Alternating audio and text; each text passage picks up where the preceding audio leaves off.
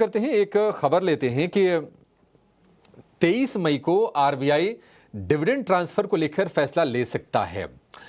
इसके economic capital framework की समीक्षा की गई है। क्या मकसद है, कितना सरप्लस ट्रांसफर होगा, सरकार के पास कितना पैसा आएगा, ये पूरी की पूरी जानकारी है हमारी सहयोगी अंकुर मिश्रा के पास में। अंकुर, बताइए क्या अपडेट्स हैं आपके पास? जी हाँ, reserve bank of India dividend transfer के बारे में 23 मई को एक फैसला ले सकता है। वहां पे बोर्ड बैठक हो सकती है।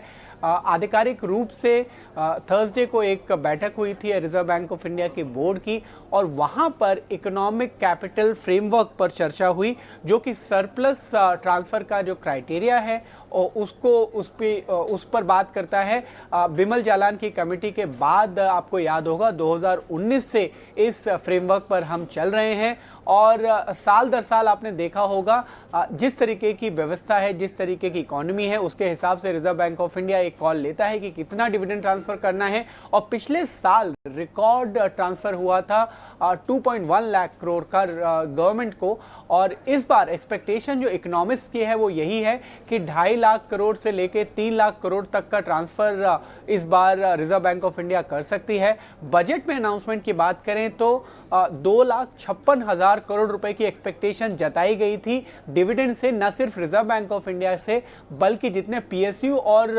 आरबीआई को मिलाकर गवर्नमेंट का एस्टिमेट 2.56 लाख करोड़ था। अब उम्मीद ये की जा रही है कि इस बार का ट्रांसफर उससे भी ज्यादा हो सकता है।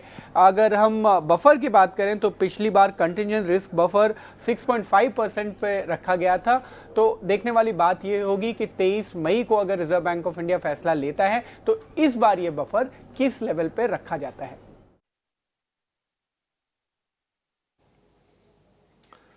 ठीक है, शुक्रिया अंकुर। तो कितना डिविडेंड ट्रांसफर हुआ है, आरबीआई ने सरकार को कितना डिविडेंड कब दिया है, ये आंकड़े आपकी स्क्रीन पर, और 23 मई को इस पर फैसला होने वाला है।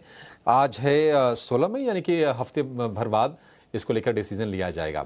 अंकुर, बहुत शुक्रिया आपका ये सारी की सारी जानकारी देने के लिए।